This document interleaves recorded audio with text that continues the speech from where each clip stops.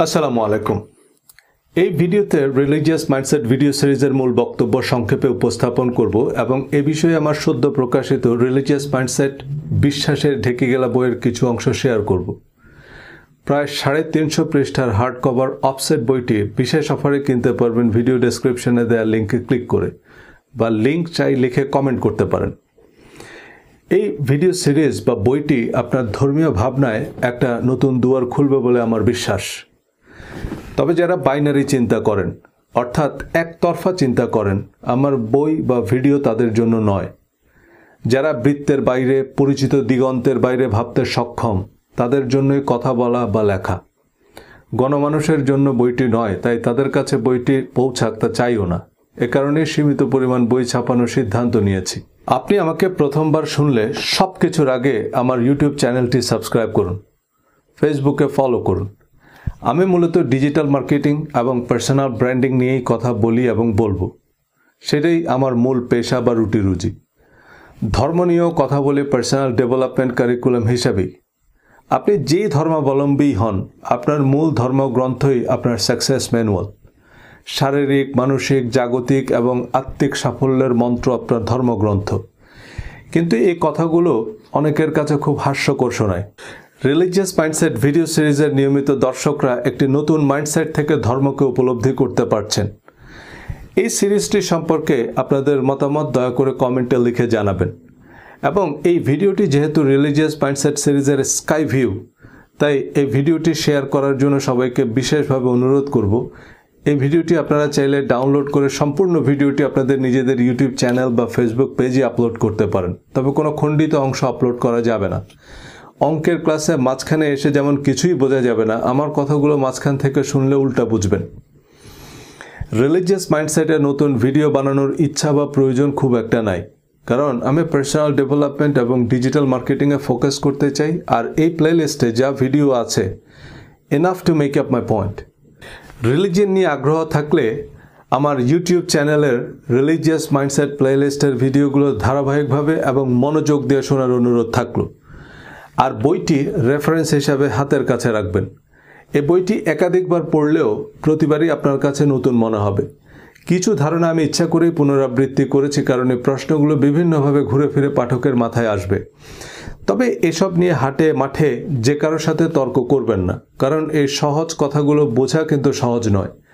সহজ করে চিন্তা করাই কিন্তু সবচেয়ে কঠিন, কারণ আমরা বিশ্বাসের শক্ত ঢেকে গিলে বসে আছি। অনুরোধের ঢেকে গেলা এই বাংলা বাগধারার অর্থ কারো অনুরোধে ঢেকে গেলার মতো অসম্ভব কঠিন কাজ করা। এমন অসম্ভব কাজ মানুষ কারো অনুরোধে না করলেও ধর্ম বিশ্বাসে করে। পুণ্যের আশায় একসময় সদ্য বিধবা নারী স্বামীর চিতায় আত্মাহুতি দিত। একই আশায় নিরীহ মানুষ হত্যা করতে কথিত পুণ্যার্থীরা আত্মঘাতী হামলা করে। রিলিজিয়াস মাইন্ডসেট বিশ্বাসের ঢেকে গেলা এই বইটি পরিচিত বৃত্তের বাইরে থেকে ধর্মকে মূল্যায়নের একটা চেষ্টা। ধর্ম নিয়ে এই নিরপেক্ষ নির্মোহ বিশ্লেষণ করা খুবই কঠিন, কারণ আমরা প্রতিটা মানুষ ধর্মকে আমাদের ইস্পাত কঠিন রিলিজিয়াস মাইন্ডসেটের ভিত্তিতেই মূল্যায়ন করতে পছন্দ করি। তাই দিন শেষে ধর্ম নিয়ে যে যার অবস্থানেই অনড়। অথচ ধর্ম নিয়ে আলোচিত বিতর্কের বেশিরভাগ বিষয় আসলে ধর্মের সাথে সম্পর্কিতই নয়। এই বইটি কোনো ধর্মীয় ফতোয়া, পরামর্শ বা সিদ্ধান্ত না হলেও ইসলাম ধর্মের প্রধান করণীয় বর্জনীয় সম্পর্কে মুসলিম, অমুসলিম, সেকুলার, এমনকি নাস্তিক সবার ভাবনায় একটা বৈপ্লবিক পরিবর্তন আনবে। সঠিক দৃষ্টিভঙ্গি, সঠিক মাইন্ডসেট থেকে ধর্মকে মূল্যায়ন করতে সাহায্য করবে। ধর্ম এবং ধর্মের আগাছা চিহ্নিত করতে সহায়ক হবে। নাস্তিকদের অনেকে যেমন ধর্মের প্রয়োজনীয়তা উপলব্ধি করবেন, আমরা ধার্মিকরাও বুঝতে পারবো যে ধর্মের নামে আমরা বেশিরভাগ মুসলমান বিভিন্ন অধর্মের বৃত্তে বন্দী। এ বইয়ে পবিত্র কোরআনের আলোকে আমাদের প্রতিদিনের ধর্মচর্চায় নানান অসঙ্গতি তুলে ধরার চেষ্টা করেছি। হালাল, হারাম, অ্যালকোহল, নামাজ, হাদিস, হিজাব, দাড়ি সম্পর্কে কোরআনের বক্তব্য তুলে ধরেছি, যা অনেককে অবাক করবে। তবে আমার কথা নয়, কোরআন খুলে মিলিয়ে নেবেন। হাসরের মাঠে আমাকেও আপনি খুঁজে পাবেন না, আকাশচুম্বী জনপ্রিয় হুজুরকেও খুঁজে পাবেন না। আপনার পরীক্ষা আপনাকেই দিতে হবে। আমার ভিডিও বা বইয়ে আমি নানামুখী উদাহরণ দিয়েছি বোঝানোর সুবিধার্থে, কিন্তু কোনো দল, মত, তরিকার প্রতি আমার কোনো অনুরাগ বা বিরাগ নেই। অমুসলিম, এমনকি নাস্তিকদের নিয়েও আমার কোনো আপত্তি নাই, কোনো অভিযোগ অনুযোগ নাই। তাই আপনি হাদিস, ফেকা, পীর, ফকির, ওঝা, টিয়া পাখি যাই বিশ্বাস করেন, আপনার প্রতি আমার পূর্ণ সম্মান আছে।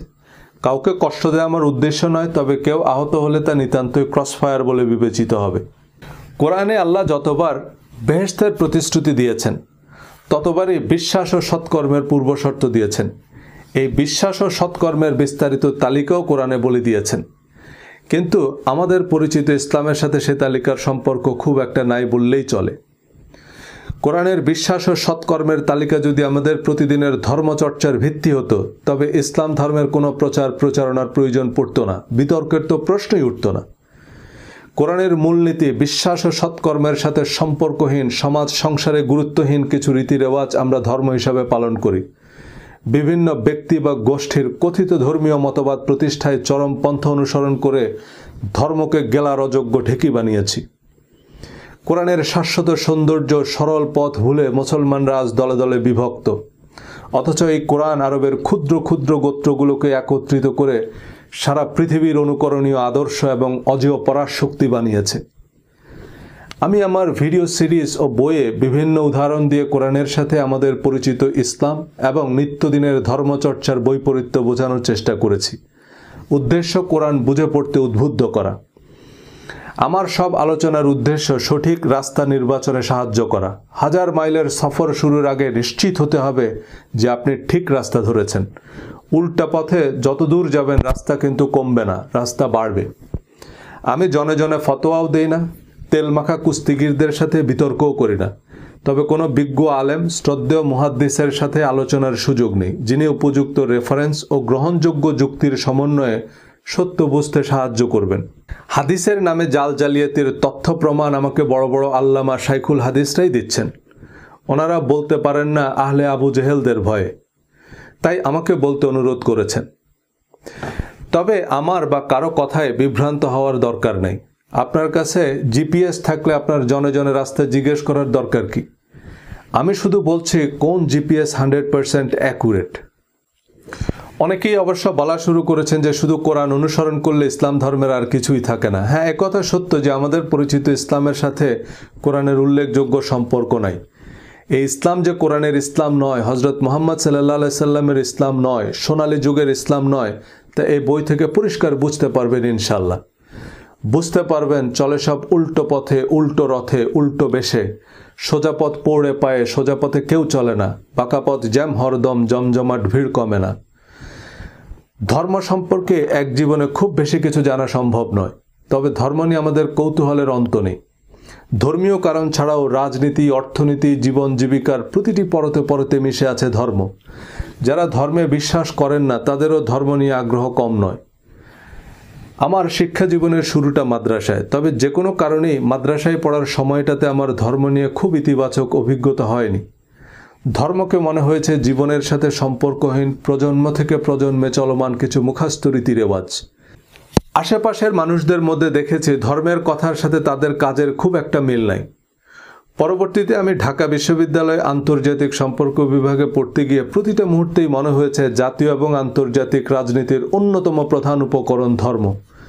একবিংশ শতাব্দীর এই বিজ্ঞান ও প্রযুক্তির জয়যাত্রায় এই উত্তরাধুনিক বিশ্ব ব্যবস্থায় ধর্মের আধিপত্য বেশ স্পষ্ট। ইউনিভার্সিটিতে এবং পরবর্তীতে আমেরিকায় অনেক সৎ, মহৎ, বিশ্বস্ত এবং সত্যিকারের ভালো মানুষ দেখেছি। এরা ধর্মে বিশ্বাস করে না বা কার্যত ধর্ম চর্চা করে না, কিন্তু তারা ধর্মের মানদণ্ডে উত্তীর্ণ। তারা ধর্মের কঠিনটা করছে, শুধু পোশাকি, রীতিরেওয়াজ আর বিশ্বাসের ভনিতারাই। এদের বেশিরভাগ ধর্মে বিশ্বাস করে না, কারণ ধর্ম সম্পর্কে তাদের যে অভিজ্ঞতা তা ধর্ম সম্পর্কে একটা ভুল বার্তা। প্রসঙ্গত বলে রাখি, আমাদের আলেম উস্তাদদের মধ্যেও অনেক মুত্তাকি, মুখলেস, পরহেজগার ও গুণী ইসলামিক স্কলার আছেন যারা সত্যিকারের ধর্ম চর্চা করেন। তারা সর্বজন শ্রদ্ধেয় এবং আমাদের সকলের জন্য অনুকরণীয় আদর্শ। আস্তিক নাস্তিক বিতর্ক দিয়ে শুরু করা যাক। এখন বিজ্ঞানের যুগ। জ্ঞানের প্রতিটা শাখায় চলছে জানার অবিরাম চেষ্টা। বিশেষায়িত গবেষণা নির্ভর এবং প্রমাণ সাপেক্ষ তথ্যই এখনকার দুনিয়ায় গ্রহণযোগ্য। সঙ্গত কারণেই বিশ্বাসভিত্তিক ধর্ম প্রতিনিয়ত বিজ্ঞানের নানান চ্যালেঞ্জের মুখোমুখি হচ্ছে। কিন্তু ইসলাম ধর্ম নিয়ে সেকুলার নাস্তিক বা অমুসলিমদের বেশিরভাগ অভিযোগ ইসলামের সাথে সম্পর্কিতই নয়। মুসলমানদের জন্য আল্লাহর অনুমোদিত পথনির্দেশক হচ্ছে কোরআন এবং কোরআন অনুযায়ী সর্বশক্তিমান আল্লাহতে অবিচল আস্থা এবং সৎকর্মই দুনিয়া ও আখিরাতের সাফল্যের পূর্বশর্ত। অন্যান্য সকল ধর্মমতের প্রতি উদার, ন্যায়সঙ্গত ও যৌক্তিক আচরণই কোরআনের নির্দেশনা।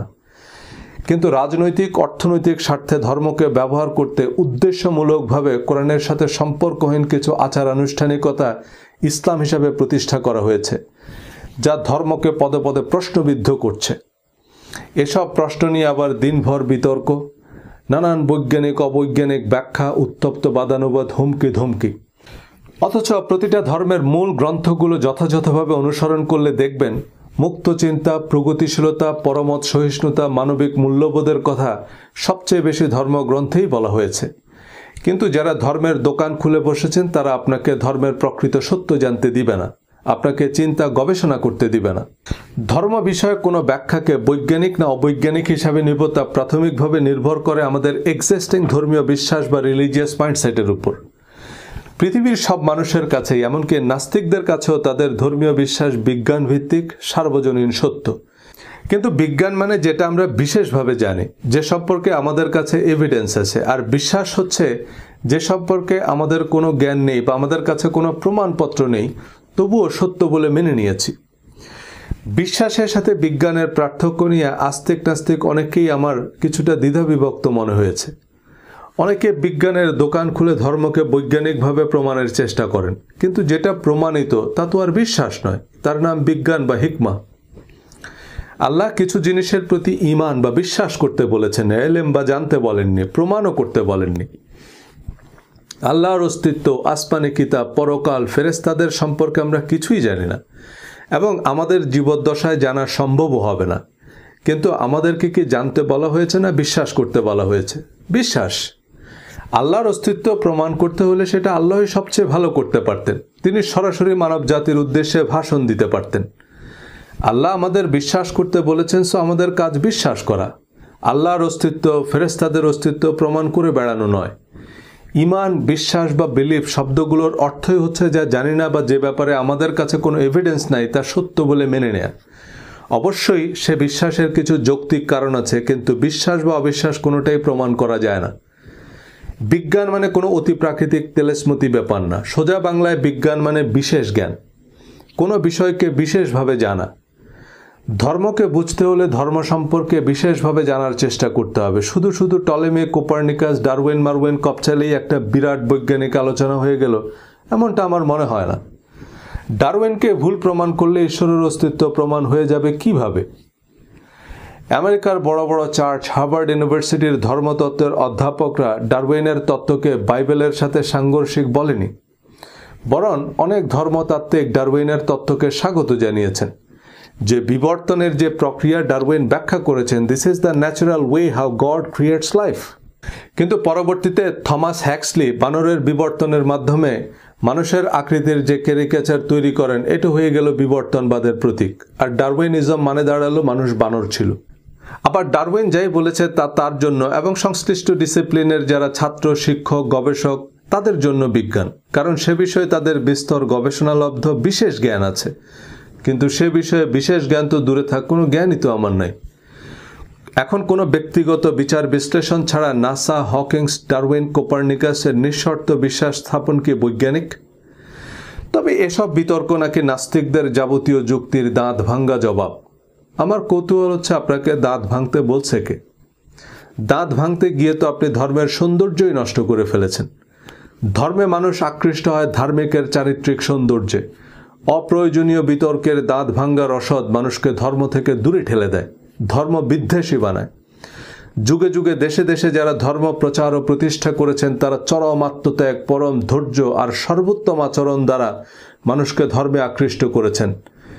ধর্ম প্রচারের ক্ষেত্রে কোরআনের নির্দেশ হচ্ছে, তোমরা প্রজ্ঞা ও উত্তম কথার দ্বারা মানুষকে আল্লাহর পথে ডাকো। কিন্তু প্রজ্ঞা ও উত্তম কথা বললে আপনি ইহুদির দালাল, র এজেন্ট। হিন্দু, খ্রিস্টান আর নাস্তিকদের কষিয়ে গালি দিয়ে বসিয়ে দিতে পারলে আপনি দায়ী ইলাল্লাহ। ধর্ম প্রচারের ক্ষেত্রে ভিন্ন মতকে ভ্রান্ত প্রমাণের যে নীতি আমাদের ধর্মগুরুরা নিয়েছেন এবং ভক্তদের হাতে বিতর্কের যে বিষাক্ত তীর তুলে দিয়েছেন, তা শেষ পর্যন্ত তাদেরকেই আঘাত করেছে। এই উত্তপ্ত বিতর্ক শুধু আস্তিক নাস্তিক হিন্দু মুসলমান শিয়া সুন্নিতেই থেমে নেই। জাকির নায়েক, মাওলানা মওদুদী, নোমান আলী, ইয়াসির কাদি, ডক্টর আবদুল্লাহ জাহাঙ্গীর, আব্বাসী, আজহারি সবাইকেই ভ্রান্ত, ভ্রষ্ট, কাফের, মুনাফেক, মুনকারিনে হাদিস, দালাল, জঙ্গি এমন গালিগালাজ শুনতে হচ্ছে। আল্লাহর দৃষ্টিতে ভালো কাজ বা সৎকর্ম হচ্ছে সচ্ছল অসচ্ছল অবস্থায় দান করা। যাদের উপর রাগ ঝাড়তে পারবেন বা রাগ করার খুব যৌক্তিক কারণ আছে, যাদের চাইলে শায়েস্তা করতে পারবেন বা শায়েস্তা করা উচিত, তাদের আল্লাহর ওয়াস্তে ক্ষমা করে দেয় এই সৎকর্ম। রাত জেগে তাহাজ্জুদের নামাজ পড়া সহজ, কিন্তু অসচ্ছল অবস্থায় দান করা, সে দানের প্রচার বা খোটা না দেয়া, সর্বাবস্থায় প্রতিশ্রুতি রক্ষা করা, বিশেষ পরিস্থিতিতে রাগ দমন করা, সব মানুষকে নিঃশর্ত ক্ষমা করা, সংকটে সংগ্রামে ধৈর্য ধারণ করা এভারেস্ট জয় করার চেয়েও কঠিন। আর এই অগ্নি পরীক্ষায় উত্তীর্ণরাই জান্নাতের সুসংবাদ প্রাপ্ত। 5 বার ওযুর পর শাহাদা পাঠ করলেই জান্নাতের 8টি দরজা খুলে দেওয়া হবে এমন প্রতিশ্রুতি আল্লাহ কোরআনে দেননি, এবং নবীজিকে এই জাতীয় কোনো কথা বলতেও বলেননি। একইভাবে অবিশ্বাস, অনাস্থা ও অসৎকর্মই নরকের পথে নিয়ে যাবে।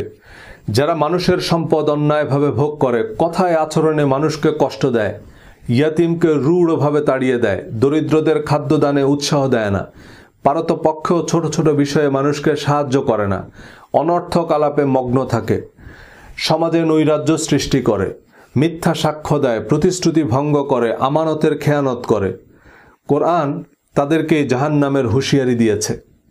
শুধু নামাজ, রোজা, তাওয়াব, তেলাওয়াতের জন্য তো মানুষকে দুনিয়াতে পাঠানোর দরকার ছিল না।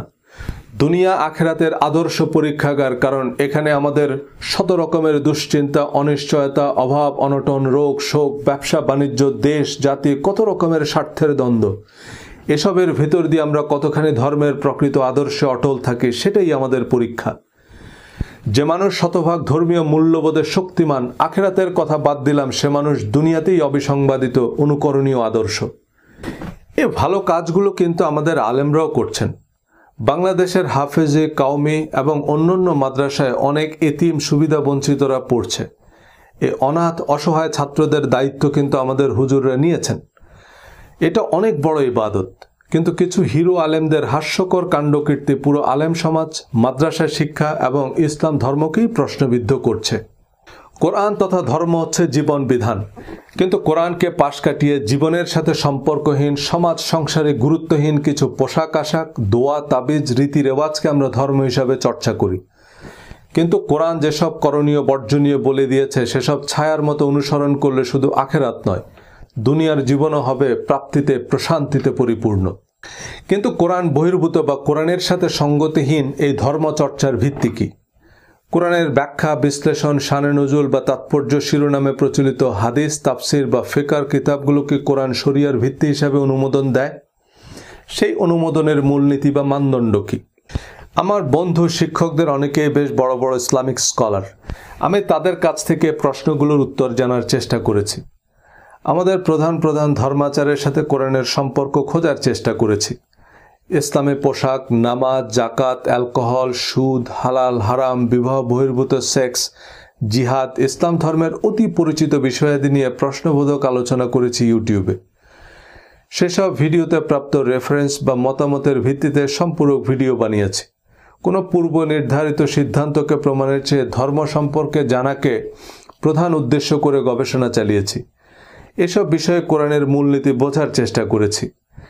সে গবেষণার ভিত্তিতে কোরআনের আলোকে ইসলাম ধর্মের প্রকৃত সৌন্দর্য সামনে আনার চেষ্টা করেছি এ বইয়ে, যা একই সাথে মুসলমানদের মধ্যে নিজেদের ধর্ম নিয়ে গর্বের অনুভূতি তৈরি করবে, কোরআন পড়ার বোঝার আগ্রহ তৈরি করবে, আবার নাস্তিক অমুসলিমদের মধ্যেও কোরআন ও ইসলাম সম্পর্কে ইতিবাচক ধারণা তৈরি করবে। বিশেষজ্ঞ কয়েকজন ইসলামিক স্কলার, মুফতি, শাইখুল হাদিস, অধ্যাপক ও কোরআন গবেষক বইটি বিশেষ গুরুত্বের সাথে রিভিউ করেছেন, গুরুত্বপূর্ণ মতামত দিয়েছেন। সেসব মতামতের ভিত্তিতে সংযোজন, বিয়োজন, সংশোধনের জটিল প্রক্রিয়ার ভিতর দিয়ে বইটি প্রকাশের জন্য প্রস্তুত করা হয়েছে। ইউটিউবের আলোচনায় কিছু তথ্যগত বা বিশ্লেষণগত ভুল বোঝাবুঝি নিয়ে, সাবস্ক্রাইবারদের প্রতিক্রিয়া বিবেচনায় নিয়ে বক্তব্যকে পক্ষপাত মুক্ত করার চেষ্টা করেছি। আমি কোরআনের সীমার মধ্যে থেকে আলোচনা করেছি, কিন্তু সে বিশ্লেষণ সেকুলার, অমুসলিম বা নাস্তিকদের কাছেও গ্রহণযোগ্যতা পাওয়ায় আমি আশাবাদী যে প্রকৃত ধর্মের যে সৌন্দর্য তা সার্বজনীন। ধর্ম জিনিসটা আসলে কি? কোনো বস্তু বা পদার্থের ধর্ম বলতে আমরা খুব সহজেই বুঝি সে বস্তু বা পদার্থের সহজাত বৈশিষ্ট্য, যেমন আগুনের ধর্ম তাপ দেয়া বা পুড়িয়ে ফেলা। একজন মানুষের বেলাতেও কথাগুলো সমানভাবে প্রযোজ্য। আমার আপনার ধর্ম মানে আমাদের সহজাত বৈশিষ্ট্য বা আমাদের স্বতঃস্ফূর্ত বিশ্বাস, ভাবনা বা আচরণ। এই সহজাত বৈশিষ্ট্যকে ধর্মনিরপেক্ষ দৃষ্টিকোণ থেকে বলা হয় অ্যাটিটিউড বা মানসিকতা। এই অ্যাটিটিউড মানে আপনি স্বয়ংক্রিয়ভাবে যা করেন। পজিটিভ অ্যাটিটিউড বলতে আমরা বুঝি তিনি অভ্যাসবশত ভালো কাজ করেন, তিনি সবসময় সত্য কথা বলেন, মানুষের সাথে সুন্দর আচরণ করেন, চুরি করেন না, দায়িত্ব অবহেলা করেন না, প্রতারণা করেন না, অসৎ পন্থা অবলম্বন করেন না, অনর্থক আলাপে মগ্ন থাকেন না, প্রতিশ্রুতি ভঙ্গ করেন না। পৃথিবীর যে কোনো প্রতিষ্ঠান নতুন কর্মী বা কর্মকর্তা নিয়োগের সময় এই গুণগুলো নিশ্চিত হতে চায়, কারণ এই মানুষগুলোকে নিয়ে কর্মক্ষেত্রে কোনো অভিযোগ অনুযোগ থাকে না, এদের সার্বক্ষণিক নজরদারির মধ্যে রাখতে হয় না। আর নেগেটিভ অ্যাটিটিউড মানে এরা অকারণে মিথ্যা কথা বলে, খারাপ ভাষায় তর্ক করে, অনর্থক কথায় বা কাজে মগ্ন থাকে, সুযোগ পেলেই চুরি করে, আমানতের খেয়ানত করে, প্রতিশ্রুতি ভঙ্গ করে, দায়িত্বে অবহেলা করে, প্রতিবেশী বা সহকর্মীকে সাহায্য করে না। এমন মানুষদের পর্বত প্রমাণ যোগ্যতা থাকলেও কোনো প্রতিষ্ঠান এদের কর্মী বা কর্মকর্তা হিসাবে নিতে চায় না।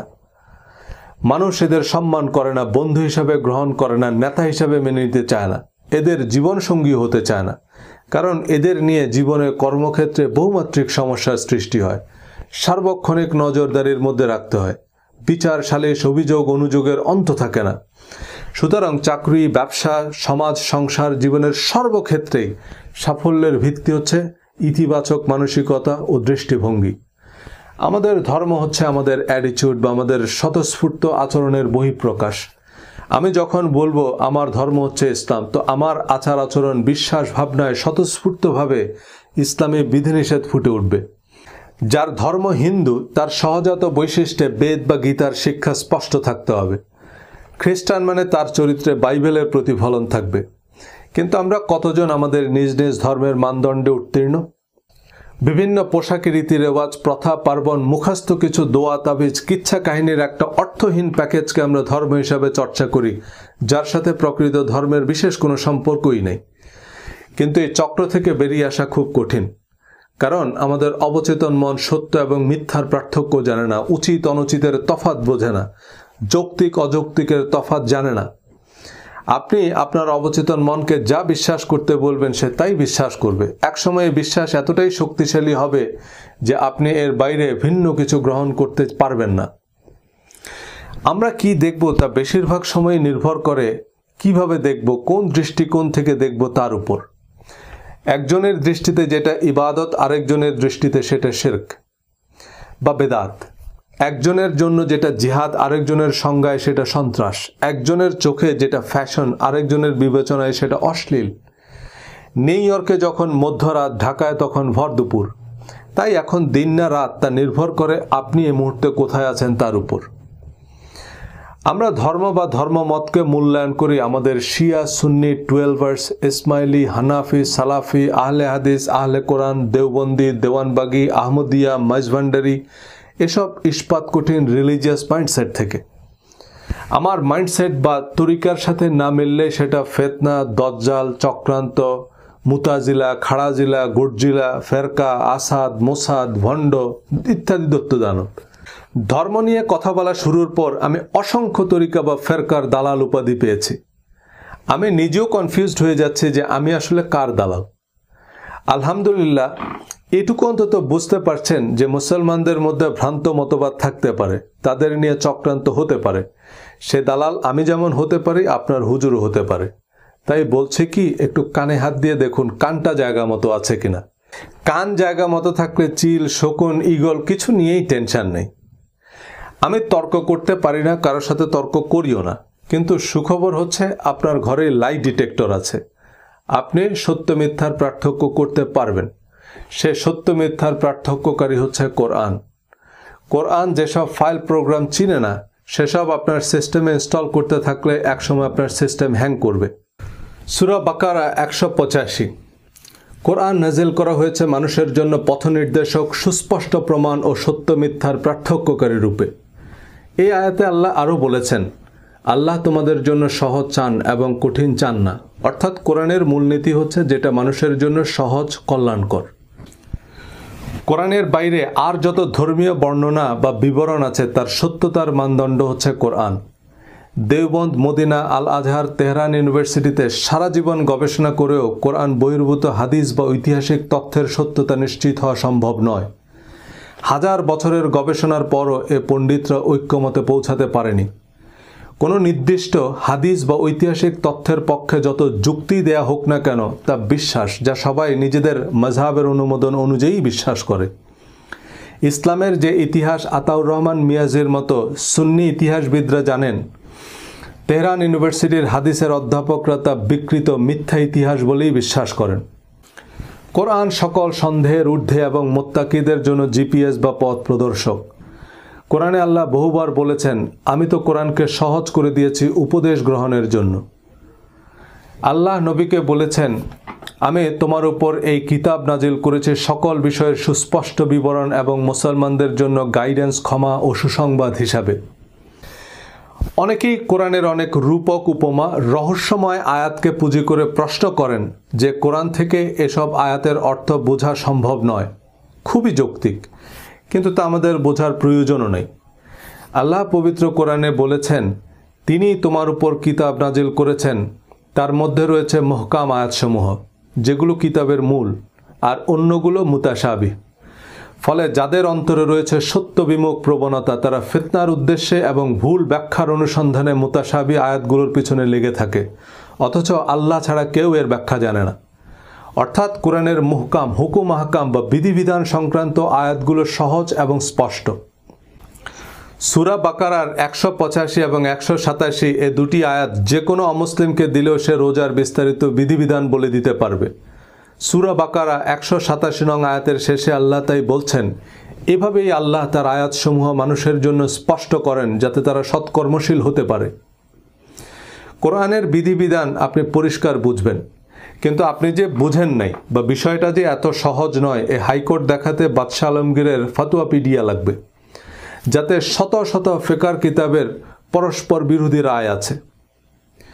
কোরআনের মুতাশাবিহ আয়াতগুলোর অর্থ আল্লাহ ছাড়া কেউ জানে না, কিন্তু যাদের অন্তরে রয়েছে সত্য বিমুখ প্রবণতা, তারা এই মুতাশাবিহ আয়াতগুলোর মন গড়া ব্যাখ্যা দিয়ে আল কায়দা বানাচ্ছে। ধর্মের নিত্য নতুন দোকান খোলে, অমুক আয়াতের অর্থ নবী নূরের তৈরি, সুতরাং এটা বিশ্বাস না করলে সে কাফের। কাফেরের পিছে নামাজ পড়লে নামাজ হবে না, সুতরাং নূর পার্টির আলাদা মসজিদ বানানো লাগবে। অথচ নবী নূরের তৈরি না মাটির তৈরি আল্লাহই ভালো জানেন। আমাদের আদার ব্যাপারে জাহাজের খবর নেওয়ার দরকার কি? এই রূপক মুতাশাবিহ আয়াতের অযাচিত ব্যাখ্যা দিয়ে ধর্মকে গেলার অযোগ্য ঢেকি বানানো হয়েছে। এটা বিশ্বাস করলে কাফের, আবার না বিশ্বাস করলেও কাফের। ইমাম আবু হানিফা কাঁকড়া খাওয়াকে হারাম বলেছেন, সুতরাং কাঁকড়া খাওয়া হারাম, আর হারামকে হালাল মনে করলে সে কাফের। আবার আরেক ইমাম কাঁকড়া খাওয়াকে হালাল ফতোয়া দিয়েছেন, তো সেই ইমাম কাফের হননি? শেষ পর্যন্ত আমাদের সামনে অপশন হচ্ছে, আমরা কি মাদানী হুজুরকে মানব না আজহারি হুজুরকে মানব। কোরআনে আল্লাহ বলেছেন, হে মানুষেরা, তোমরা সকলে তোমাদের নিকট তোমাদের প্রভুর কাছ থেকে যা নাজিল হয়েছে তার অনুসরণ করো এবং তাকে ছাড়া অন্য কিছু অনুসরণ করো না। মৃত্যুদণ্ডের বিধানসহ ইসলামী শরিয়ার অসংখ্য দণ্ডবিধি আছে যার ভিত্তি কোরআন নয়। রাসূলের অনুসরণের মোড়কে দিন শেষে বাদশাহ আলমগীরের দ্বীনি আলমগীরি অনুসরণ করছি। আল্লাহ কোরআনে বলেছেন, হে নবী, আপনি বলুন, তোমাদের এবং আমার মধ্যে আল্লাহ সাক্ষী, আমার উপর এই কোরআন অবতীর্ণ হয়েছে যাতে আমি এই কোরআন অনুযায়ী তোমাদের এবং যাদের কাছে এই কোরআন পৌঁছায় তাদের সতর্ক করতে পারি। সুতরাং রাসূলের অনুসরণ মানে কোরআনের নিরবিচ্ছিন্ন অনুসরণ। ইসলাম ধর্ম বলতে আমরা বেশিরভাগ মানুষ যা বুঝি, ফরজ, ওয়াজিব, সুন্নত, মুস্তাহাব, মাকরু, হারাম, এক কথায় যাবতীয় প্রচলিত ও পরিচিত ধর্মীয় রীতিরেওয়াজের বেশিরভাগেরই অন্যতম প্রধান ভিত্তি হচ্ছে কথিত হাদিস এবং ফিকহ। নবীজির হাদিসের বরাত দিয়ে সব ফরজ, হারাম প্রবর্তন করা হলেও কোরআনে আল্লাহ বলেছেন, হে নবী, আপনি বলুন, তোমাদের প্রতি যা অবতীর্ণ হয়েছে তাতে তোমরা কোনো কিছুকে হালাল এবং কোনো কিছুকে হারাম বলার কোনো সুযোগ আছে? বলুন, আল্লাহ তোমাদের সে অনুমতি দিয়েছে না তোমরা আল্লাহর নামে কিছু বানিয়েছ?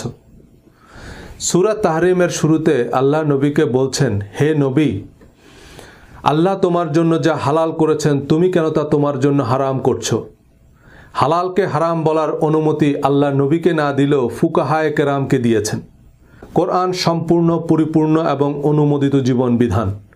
কোরআন তার নিরবিচ্ছিন্ন অনুসারীদের এক যুগেরও কম সময়ে ধুলামলিন বেদুইন থেকে সারা পৃথিবীর অবিসংবাদিত অধিপতি বানিয়ে প্রমাণ করেছে কোরআন সকল সন্দেহের ঊর্ধ্বে সাফল্যের চিরন্তন পথ প্রদর্শক।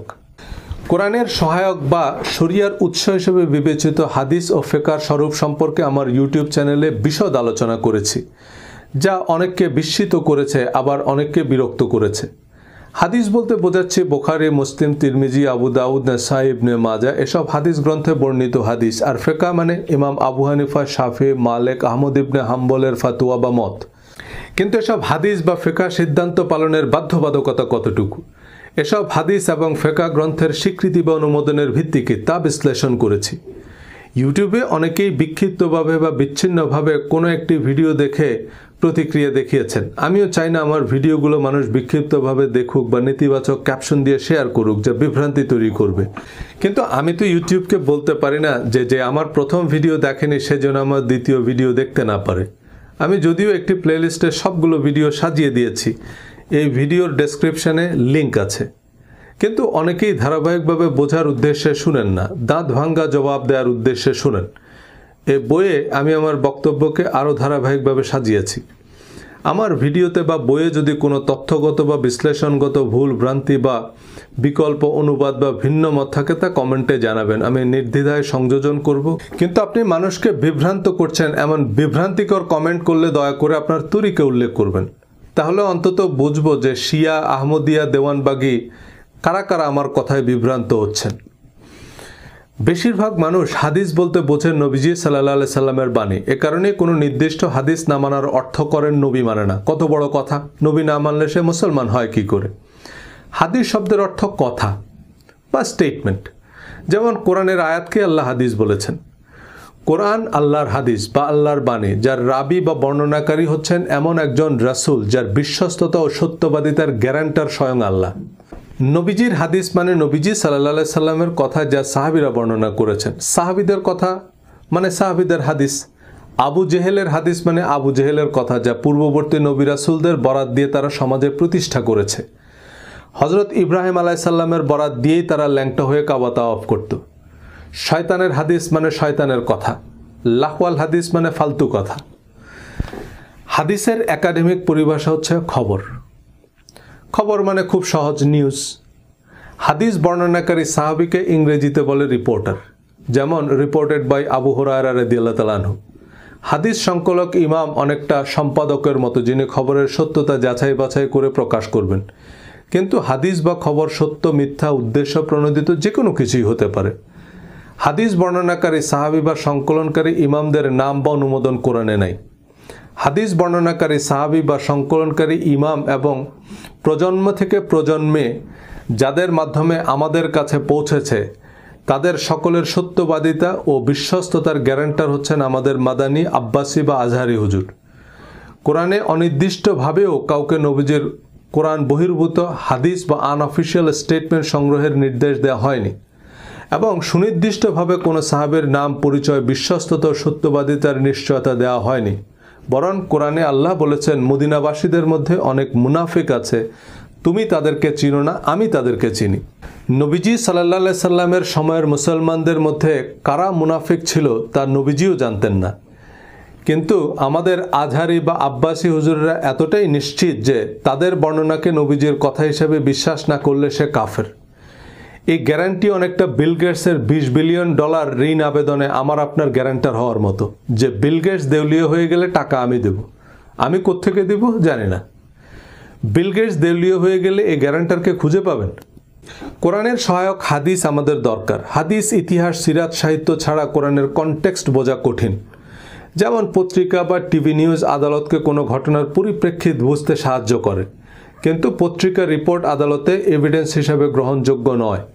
আদালত উপযুক্ত সাক্ষ্য প্রমাণ ছাড়া কোনো পত্রিকার খবরের উপর ভিত্তি করে রায় দেয় না, কারণ খবর উদ্দেশ্য প্রণোদিত হলে তা কনটেক্সট উল্টে দিতে পারে। হাদিসের প্রয়োজনীয়তার সপক্ষে অনেক জোরালো যুক্তি আছে, সেসব যুক্তি আমি বিশেষ গুরুত্বের সাথেই আলোচনা করেছি, কিন্তু বেশিরভাগ বাইনারি প্রশ্নের উত্তর আমার জানা নেই। যেমন কোরআনে তো ভাতের কথা নাই, তাহলে ভাত খান কেন? কোন চাইলের ভাত খাবেন এটা হাদিস ছাড়া কিভাবে জানব? আমাদের দেশে অনেক বিদেশি কোম্পানি ব্যবসা করে, সব বিদেশি কোম্পানিকে তাড়িয়ে দেওয়া অবাস্তব এবং খুব যৌক্তিক কারণেই এমন হাজারো প্রশ্ন করা যাবে যে বিদেশি তেল ছাড়া গাড়ি চালাবেন কেমনে, এবং খুব যুক্তিসঙ্গত কারণেই ইস্ট ইন্ডিয়া কোম্পানিকে আমাদের দেশে ব্যবসা করতে দেওয়া হয়, কিন্তু তাদের কার্যক্রম ব্যবসার মধ্যে সীমাবদ্ধ থাকেনি। ব্যবসার নামে আসা এই ইংরেজ ভদ্রলোকরা শেষ পর্যন্ত আমাদের সর্বস্ব লুট করে নিয়ে যায়। বহু আন্দোলন সংগ্রাম রক্তের বিনিময়ে অবশেষে মুক্তি মিলেছে। লোকমুখে শোনা কোরআন বিরুদ্ধ উদ্দেশ্য প্রণোদিত জালিয়াত চক্রের হাদিস ইস্ট ইন্ডিয়া কোম্পানির মতো ইসলাম ধর্মের ঘাড়ে চেপে বসেছে। বিশ্ব আশেকে রাসূলের নামে আরামবাগে প্রতি বছর বিশ্ব আশেকে আবু জেহেল সম্মেলন অনুষ্ঠিত হয়। নবীজির নামে প্রচলিত হাদিসের বেশিরভাগ নবীজির কথা নয়। সাইবার সিকিউরিটি বা সাইবার ক্রাইম নিয়ে কথা বলার অর্থ এই নয় যে ইন্টারনেট ছাড়া কেমনে চলবেন। আপনার কম্পিউটারের অপারেটিং সিস্টেম এবং সিকিউরিটি সিস্টেম যে ফাইল চিনে না তাকে ফুল অ্যাক্সেস দেয়া কেমন আত্মঘাতী হতে পারে? যে সাংবাদিক সংবাদ মাধ্যম থেকে আমরা নবীজির এসব অননুমোদিত বক্তব্য পাচ্ছি, আল্লাহর প্রদত্ত কোরআন এদের কাউকেই চিনে না। আল্লাহর ডাটাবেজে এসব সাংবাদিক সম্পাদক সংবাদ সংস্থার নাম নাই। তাহলে হাদিস কি এবং কেন? সাধারণত হাদিস বলতে বোঝায় নবীজির আনঅফিশিয়াল স্টেটমেন্ট যার উল্লেখ কোরআনে নাই। যদিও প্রচলিত হাদিস গ্রন্থে সাহাবী তাবি এবং তাবে তাবিদের স্টেটমেন্টও আছে যা শরিয়ার উৎস হিসেবে বিবেচিত হয়। কারণ কি? কোরআনে আল্লাহ বলেছেন, তোমরা আল্লাহ ও তার রাসূলের আনুগত্য করো, তোমাদের জন্য রাসূলের জীবনেই আছে উত্তম আদর্শ। একই কথা আল্লাহ ইব্রাহিম আলাইহিস সালাম সম্পর্কেও বলেছেন যে ইব্রাহিম ও তার সাথীদের মধ্যে তোমাদের জন্য রয়েছে উত্তম আদর্শ। তোমাদের জাতির পিতা ইব্রাহিম, তিনিই তোমাদের নাম রেখেছেন মুসলমান। নবীজি ও ইব্রাহিম আলাইহিস সালাম সহ সকল নবীদের সিরাত ও সুন্নত অনুসরণ ইমানের অংশ। হযরত আদম আলাইহিস সালাম থেকে শুরু করে সকল নবীগণের কথা কাজ অনুমোদনের নিঃশর্ত অনুসরণ বাধ্যতামূলক, কিন্তু নবীদের কথা কাজ অনুমোদনের নির্ভুল বিবরণ কেবলমাত্র কোরআনেই আছে। আল্লাহ নবীদের নাম ঠিকানা পরিচয়পত্র সহ কোরআনে উল্লেখ করেছেন। সূরা ইব্রাহিম, সূরা মুহাম্মদ, সূরা নূহ, সূরা ইউসুফ, সূরা আম্বিয়া, সূরা আহজাব, কোরআন জুড়ে আল্লাহ নবীদের হাদিস ও সুন্নতি বর্ণনা করেছেন। হযরত মূসা আলাইহিস সালাম, ঈসা আলাইহিস সালাম, ইব্রাহিম আলাইহিস সালাম কি বলে সালাম দিয়েছেন, আদম আলাইহিস সালাম, জাকারিয়া আলাইহিস সালাম এবং অন্যান্য নবীগণ আল্লাহর কাছে কি দোয়া করেছেন আল্লাহ কোরআনে উল্লেখ করেছেন। আল্লাহর নবীদের মকবুল দোয়া আল্লাহ কোরআনে বলে দিয়েছেন। যারা কোরআনে নবীদের সুন্নত খুঁজে পাননি তারা চশমা চোখে দিয়ে চশমা খুঁজে বেড়াচ্ছেন। আল্লাহ ও তার রাসূলের আনুগত্য করো এ কথার অর্থ আবু হুরায়রা বা ইমাম বুখারীর স্টেটমেন্টকে নবীজির কথা বলে মেনে নেওয়াকে বোঝায় না। আল্লাহর দূত হিসেবে নবীজিকে আল্লাহ ডিপ্লোম্যাটিক পাসপোর্ট দিয়েছেন। নবীজির অফিসিয়াল স্টেটমেন্ট অবিকল সংরক্ষণের দায়িত্ব নিয়েছেন, কিন্তু আবু হুরায়রা বা ইমাম বুখারীর নিবন্ধন সার্টিফিকেটই নাই। কোরআনের সহস্রাধিক আয়াত আছে যেখানে আল্লাহ নবীকে বলেছেন, হে নবী আপনি বলুন, হে নবী আপনি পড়ুন, আপনি করুন, আপনি করবেন না, শুধু কল বা হে নবী আপনি বলুন এই শব্দটা কোরআনের 332টা আয়াতের শুরুতে আছে। পুরা কোরআনের কেন্দ্রীয় চরিত্রই তো নবীজি, কোরআনই তো নবীজির বায়োগ্রাফি। সুতরাং নবীজি কি বলেছেন, কি করেছেন, কি আদেশ করেছেন, কি নিষেধ করেছেন তার বিশদ বর্ণনা কোরআনেই আছে। সেসবের সত্যতার গ্যারান্টার স্বয়ং আল্লাহ। এর বাইরে কেউ নবীর নামে কিছু বললেই তা নবীজির হাদিস নয়।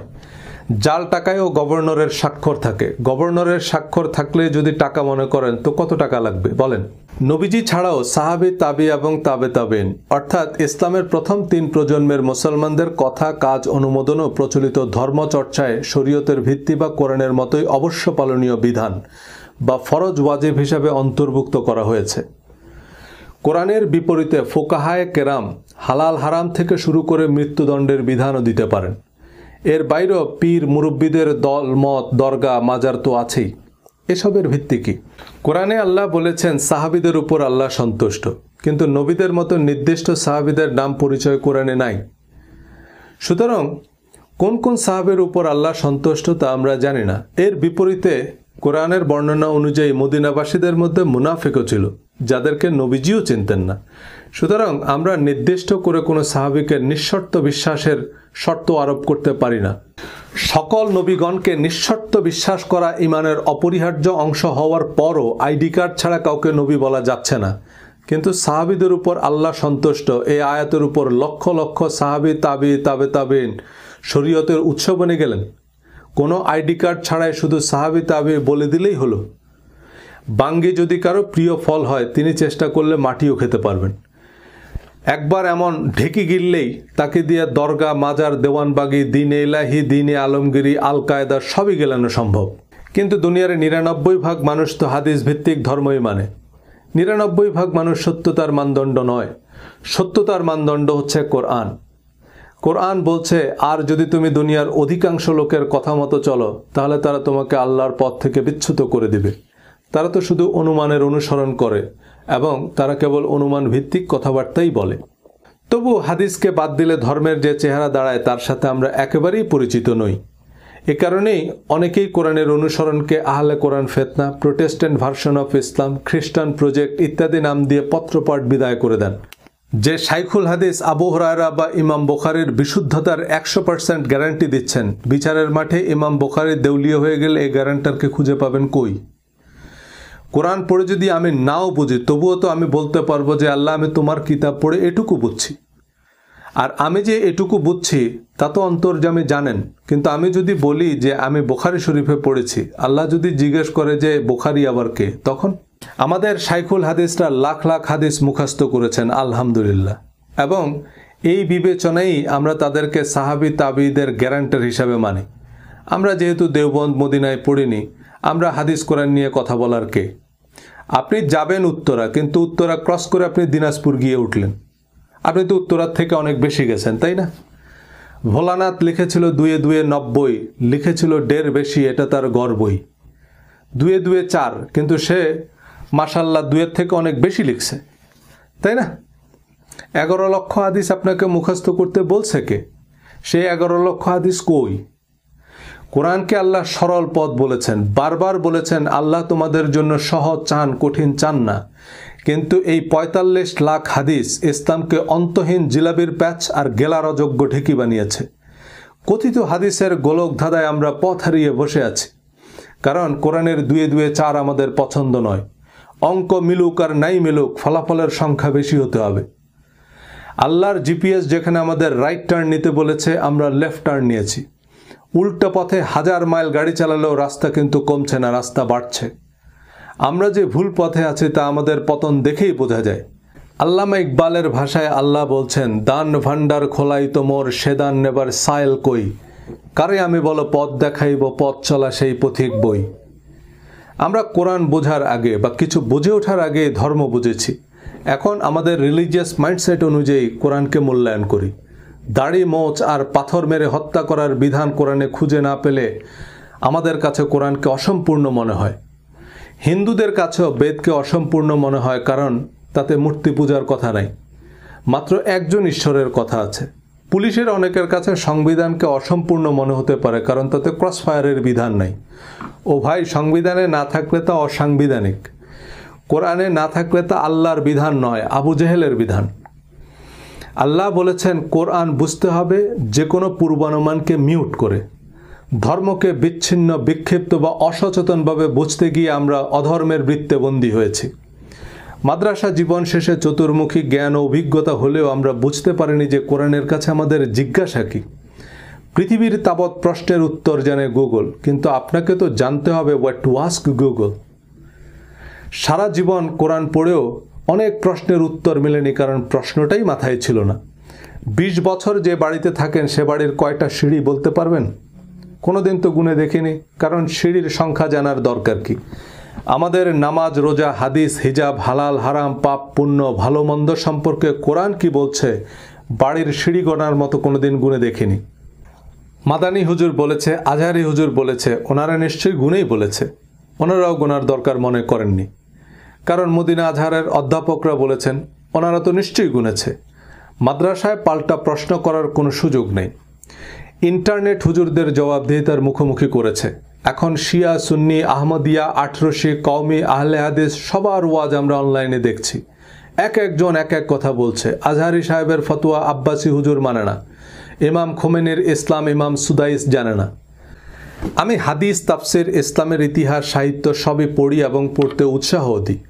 নবীজি সাল্লাল্লাহু আলাইহি সাল্লাম এবং প্রধান সাহাবীদের জীবনাচরণের নির্ভুল বিবরণ এবং সহিহ হাদিস অনুসরণ আবশ্যক, কিন্তু তা কোরআনের মূলনীতির সাথে সামঞ্জস্যপূর্ণ হতে হবে।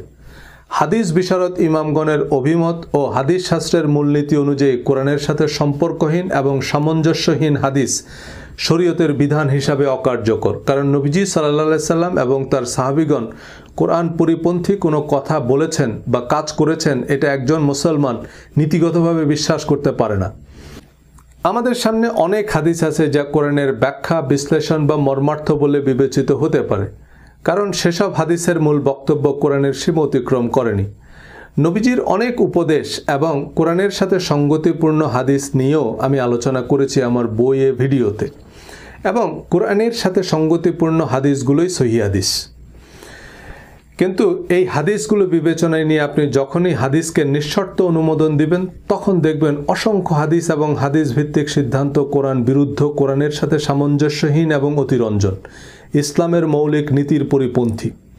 হাদিসের চোরাবালিতে ইসলাম অধ্যায়ে এমন কিছু হাদিস পাশাপাশি আলোচনা করেছি। নবীর সুন্নত বলতে যারা দাড়ি রাখা আর অবাঞ্ছিত লোম কাটা বোঝেন, তারা হাদিস না মানা বলতেও এসব কিছুই বোঝেন। আমি নবীর সুন্নত বলতে আজওয়া খেজুর বুঝি না। হাদিসও আমার আপত্তি আপনার হিজাব, নেকাব বা দাড়ি নিয়ে নয়। মিথ্যা হাদিস ছাপানো জালিয়াত চক্র আমাদের দাড়ি মোচের পক্ষে বিপক্ষে প্রতিযোগিতায় বসিয়ে দিলেও তাদের উদ্দেশ্য ভিন্ন। সূরা মায়দা 44 নং আয়াতে আল্লাহ বলছেন, আর যারা আল্লাহ যা নাজিল করেছেন তার মাধ্যমে বিচার বা ফয়সালা করে না তারাই কাফের। পরের আয়াতে বলেছেন, আর যারা আল্লাহ যা নাজিল করেছেন তার মাধ্যমে বিচার করে না তারাই জালেম। সূরা মায়দা 47 নং আয়াতে আবারও বলেছেন, আর আল্লাহ যা নাজিল করেছেন যারা তার মাধ্যমে বিচার ফয়সালা করে না তারাই ফাসেক বা পাপিষ্ঠ। তিনটি আয়াতে উল্লেখিত ইয়াহকুমের মূল শব্দ হুকুম। হুকুম শব্দটি বিদেশি শব্দ হিসাবে বাংলায় ব্যবহৃত হয়। মুখ্য মহানগর হাকিম, হাকিম মানে বিচারক, হুকুম মানে রায়। এ রায় হতে হবে কোরআনের দণ্ডবিধি মোতাবেক। এই আয়াতগুলোর যে কোনো অনুবাদ যে কোনো অমুসলিমকে দিলেও সে পরিষ্কার বলে দিতে পারবে এই আয়াতগুলোর অর্থ কী। এবার কোনো মুফাসসিরে কোরআনকে জিজ্ঞেস করেন যে মুরতাদ বা ধর্মত্যাগীর শাস্তি মৃত্যুদণ্ড, আল্লাহ বা নবী অবমাননার জন্য ফাঁসি বা মৃত্যুদণ্ডের বিধান কোরআনের কোন আয়াতে দেওয়া হয়েছে? ফাঁসি তো বহুদূর, কোরআন এগুলোকে শাস্তিযোগ্য অপরাধ কি বলেছে? কোরআনে যে অপরাধের নাম নিশানা নাই সে অপরাধের জন্য মৃত্যুদণ্ডের রায় যারা প্রণয়ন করলো উপরের আয়াত অনুযায়ী তারা কাফের হননি কেন? কারণ এগুলো তো কোরআনের কথা। কোরআন তো আপনি সরাসরি বুঝবেন না, হুজুর যেভাবে বুঝাবেন সেভাবে বুঝতে হবে। কারণ আল্লাহ তার রাসূলের অনুসরণ করো, আর ওলামারা রাসূলের খলিফা, খলিফারা যা বলবে তাই রাসূলের কথা।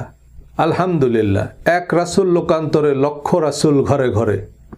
উহুদ, খন্দক সহ মুসলমানদের বিরুদ্ধে বেশিরভাগ যুদ্ধের সেনাপতি ছিলেন আবু সুফিয়ান।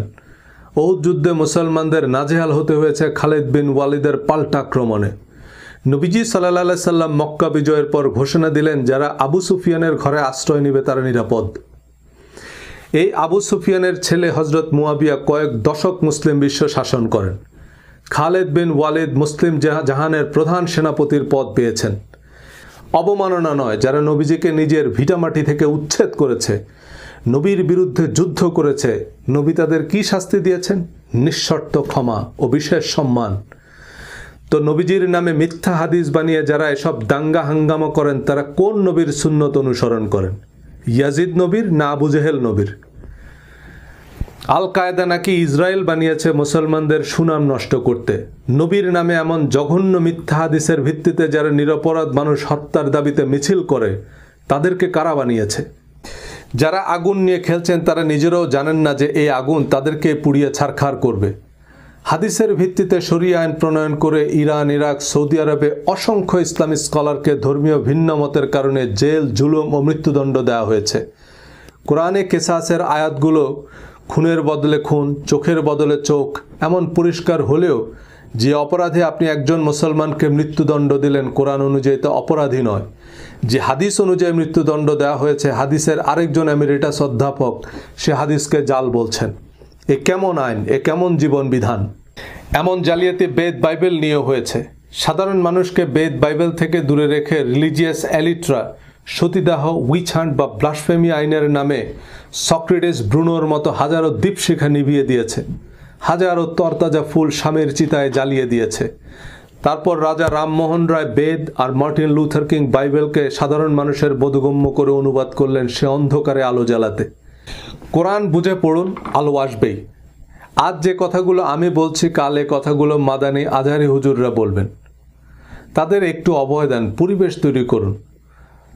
তারা সাহস করে সত্যটুকু বললে আমাদের বলতে হয় না, তারা বললে মানুষ আরও উপকৃত হবে। বড় বড় আলেমরাও এ ব্যাপারে একমত যে কোরআনের সাথে অসামঞ্জস্যপূর্ণ হাদিস পরিত্যাজ্য, কিন্তু আলেমদেরও অনেক প্রতিবন্ধকতা আছে, দল মত, পক্ষ বিপক্ষ, স্বার্থের দ্বন্দ্ব বা নানান রকমের হুমকি আছে। চাইলেই সব সত্য বলতে পারেন না। হজরত জায়েদ রাদিয়াল্লাহু তাআলা আনহুর স্ত্রীকে তালাক দেওয়ার পর নবীজির সাথে বিয়ের ঘটনাও কোরআনে পরিষ্কার লেখা আছে, একেবারে জায়েদ নাম ধরে বলা আছে। কিন্তু হজরত আয়েশার সাথে 6 বছর বয়সে বিবাহ আর 9 বছর বয়সে সেক্স, এটা কোরআনের কোন আয়াতের হিকমা বা তাফসির? বিয়ের সময় হজরত আয়েশা রাদিয়াল্লাহু তাআলা আনহার বয়স কত ছিল তা আমরা জানি না, কারণ তা আল্লাহ আমাদের জানাননি। কেন জানাননি? প্রয়োজন মনে করেননি। কিন্তু এই তথ্য আমাদের কেন লাগবে? কিন্তু নাস্তিকদের লাগবে নবীর চরিত্র হনন করতে। হাদিসের নামে এমন অনেক বর্ণনাই নবীজির জন্য অবমাননাকর। আপনি তো অস্বীকার করতে পারবেন না, কারণ তা বুখারী শরীফের সহিহ হাদিস। নবীজির নামে ফেসবুকে আপত্তিকর কিছু লিখলে আমাদের রক্ত টকবক করে ওঠে, কিন্তু হাদিসের নামে যারা নবীকে নিষ্ঠুর, অবিবেচক, ডিক্টেটর হিসেবে উপস্থাপন করছে তাদের রাহিমাহুল্লাহ বলি। মাঙ্কি ট্র্যাপ সম্পর্কে আপনারা অনেকেই হয়তো জানেন। বানর খালি হাত ঢুকাতে পারে এমন ছোট হোলওয়ালা একটা বাক্সে কিছু বাদাম রেখে দেয় শিকারীরা। বানর হাত ঢুকিয়ে বাদাম নেওয়ার পর আর মুষ্টিবদ্ধ হাত বের করতে পারে না। বলবেন বাদাম ছেড়ে দিলেই তো হয়, কিন্তু বানর বাদাম ছাড়ে না, কারণ এই সহজ বুদ্ধিখানা অতি চালাক বানরের নাই। এত বড় বড় মুহাদ্দিস, শাইখুল হাদিস, ইসলামী বিশ্ববিদ্যালয়ের অধ্যাপকরা কি কম জানেন?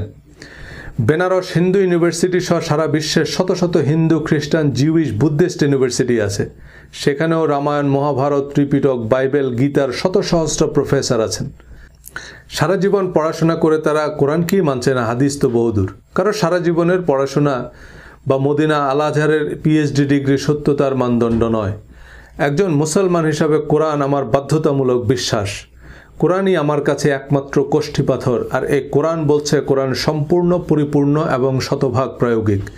তাফসির, জীবনী, হাদিস বা ইতিহাস হিসাবে নবীজির যত আনঅফিসিয়াল স্টেটমেন্ট আছে তা ধর্মীয় বিধানের ভিত্তি হিসাবে বিবেচনার ক্ষেত্রে প্রধান এবং প্রথম মূলনীতি হচ্ছে তা অবশ্যই কোরআনের সাথে সঙ্গতিপূর্ণ হতে হবে। কোরআনের সাথে কন্ট্রাডিক্টরি হাদিস আবু জেহেলের হাদিস। হাদিসের পক্ষে সবচেয়ে শক্তিশালী যুক্তি হচ্ছে আমাদের প্রধান ইবাদত এবং বেহেশতের চাবি নামাজ। এই নামাজ আপনি হাদিস ছাড়া কিভাবে পড়বেন? কোরআনে তো এর বিস্তারিত বিবরণ নাই। এছাড়া কোরআনের কিছু অতিপ্রাকৃতিক বিষয় যেমন জিন, ফেরেশতা ইত্যাদি হাদিস ছাড়া কিভাবে ব্যাখ্যা করবেন? অর্থাৎ কোরআনের ব্যাখ্যা, বিশ্লেষণ, প্রায়োগিক জ্ঞান হিসাবে হাদিসকে মেনে নিতে বলা হচ্ছে। আমাদের পরিচিত প্রচলিত নামাজের প্রতিটা ধাপ বর্ণনার জন্য কোরআনের 8 থেকে 10টা আয়াতই যথেষ্ট। দিনে 50 রাকাত নামাজ পড়লেও প্রতি রাকাত একই রকম। সুতরাং 1 রাকাতের বিস্তারিত নিয়ম পাওয়া গেলেই বিষয়টা সহজ হয়ে যায়। আর যিনি বলছেন যে আমরা হাদিস অনুযায়ী নামাজ পড়ি, একটু জিজ্ঞেস করবেন যে আমরা কোন কোন হাদিস অনুযায়ী নামাজ পড়ি, সে হাদিসগুলো একটু দেখান। আমি কোরআনের ভিত্তিতে কথা বলি তাই অনেকে গোমরা হয়ে যাচ্ছেন। হাদিসের সালাত এবং আমাদের নামাজ শিরোনামে আলোচনা করলে আপনি হেলির ধূমকেতুর মতো গায়েব হয়ে যাবেন।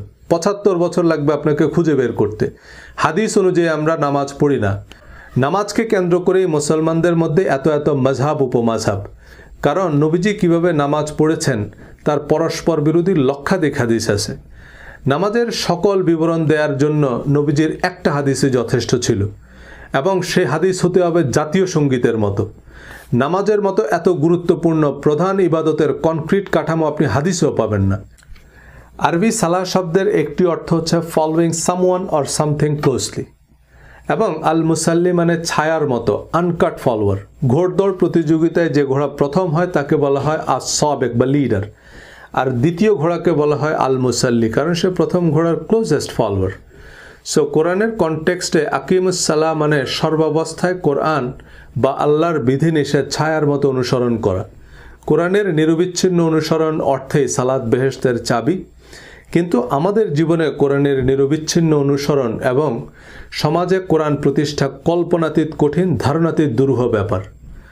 তাই আমরা আল্লাহর সাহায্য, দয়া ও অনুগ্রহ কামনা করি যেন আমরা বিশ্বাস ও সৎকর্মের অগ্নি পরীক্ষায় উত্তীর্ণ হতে পারি। একজন আমাকে সূরা বাকারা ৮৩ নং আয়াতের ছবি পাঠিয়েছেন সালাত কায়েমের অংশটুকু হাইলাইট করে। তোমরা আল্লাহ ছাড়া কারো ইবাদত করো না এবং সদাচরণ করবে পিতামাতা, আত্মীয় স্বজন, ইয়াতীম ও মিসকিনদের সাথে, আর মানুষকে উত্তম কথা বলো, সালাত কায়েম করো এবং যাকাত প্রদান করো। এই আয়াতের কনটেক্সট থেকে সহজেই আন্দাজ করা যায় এতিম মিসকিনের সাথে সদাচরণ, মানুষকে উত্তম কথা বলাকে আল্লাহ সালাতের চেয়ে অগ্রাধিকার দিয়েছেন। কিন্তু আমাদের ইসলামে এগুলো প্রয়োজনীয় স্তম্ভ নয়। এই আয়াতের অনেক ব্যাখ্যায় হাদিসও পাবেন। সর্বোত্তম মুসলমান হচ্ছে সে যে মানুষের সাথে উত্তম আচরণ করে। ইমাম নববী রহমতুল্লাহ আলাইহি রিয়াদুস সালেহিনে কোরআনের সাথে সঙ্গতিপূর্ণ সৎকর্মের হাদিসগুলো সংকলন করেছেন। এই হাদিসগুলোর সমস্যা হচ্ছে এগুলো নিয়ে মারামারি করা যায় না, ঝগড়া জমে না, আসর গরম হয় না। এই হাদিসগুলো নিয়ে নাস্তিকরাও আপত্তি করবে না। কিন্তু আমাদের তারাবি নামাজ কয় রাকাত, মাওলা আলী, ইমাম মাহদির হাদিসের মতো ময়দান গরম করা হাদিস লাগবে, যেগুলো নিয়ে যুদ্ধ বাঁধিয়ে দেয়া যাবে। কোরআনের যে ধারণাগুলোর সাথে আমাদের প্রচলিত নামাজকে খুব সহজেই যুক্ত করা যায় তা হচ্ছে দোয়া। সূরা তাওবা আয়াত ১০৩, ওয়াসাল্লি আলাইহিম ইন্নাস সালাতাকা সাকানুল লাহুম, আর তাদের জন্য দোয়া করো, নিশ্চয়ই তোমার দোয়া তাদের জন্য প্রশান্তিকর। আমাদের প্রচলিত বা পরিচিত নামাজের যে কাঠামোতা কোরআন বিরুদ্ধ নয়, এবং আমরা নামাজ পড়ি হযরত ইব্রাহিম আলাইহিস সালামের পরম্পরা বা ধারাবাহিকতা অনুযায়ী। তিনিই আমাদের নাম রেখেছেন মুসলমান। আমাদের পূর্ববর্তীরা এবং আমরা সেই একই ধারাবাহিকতায় নামাজ পড়ি। কোরআনের মতোই নামাজ বা প্রার্থনার রীতি আল্লাহই সুরক্ষিত রেখেছেন। নামাজ বা প্রার্থনা হচ্ছে আত্মশুদ্ধির পথ, আত্ম উন্নয়নের সিঁড়ি। এই সালাত বা প্রার্থনায় সবচেয়ে জরুরি হচ্ছে স্টেট অফ মাইন্ড। প্রার্থনার নির্দিষ্ট ফর্ম এবং ফরম্যাট আল্লাহ কোরআনে প্রোফাইল পিকচার হিসাবে সেট করে দিয়েছেন। সে নির্দিষ্ট ফর্ম এবং ফরম্যাটে আবেদন না করলে আবেদনপত্র গৃহীতই হবে না। প্রার্থনার আধ্যাত্মিক শক্তি অধ্যায়ে এবং ভিডিওতে আলোচনা করেছি বিস্তারিত। নামাজের প্রতি রাকাতে আমরা সূরা ফাতিহা পড়ি। সূরা ফাতিহায় আমরা যা বলি তা যদি আমরা আমাদের জীবনের জিপিএস হিসাবে সেট করি, আমরা কখনোই পথ হারাবো না। কিন্তু কতজন সূরা ফাতিহার অর্থ জানি, মর্মার্থ বুঝি? সূরা তাওবা ৬০ নং আয়াতে যাকাত ফরজ করা হয়েছে, কিন্তু এই আয়াতে যাকাত নয়, আল্লাহ সাদাকা বা দান শব্দটি ব্যবহার করেছেন। সাদাকাকে আমরা যাকাত বলছি। কেন বলছি? রোগ জটিল করতে। কোরআন যেটাকে ঈমান বলছে, আমরা সেটাকে আকীদা বলছি। সহি আকীদার দোকান খুলতে। সহি আকীদা শব্দটাই তো সহি নয়। আল্লাহ ঈমান বলেছে, ঈমান বা বিশ্বাসের তালিকাও দিয়েছেন। এর বাইরে নতুন নতুন বিশ্বাসের শর্ত জুড়ে পাইকারি হারে কাফের মোরতাদের ফতোয়া দেওয়ার লাইসেন্স কে দিল? আহলে কোরআন নামেও একটা লিমিটেড কোম্পানি আছে, এরা বেশিরভাগই কার্যত আহলে কোরআন না।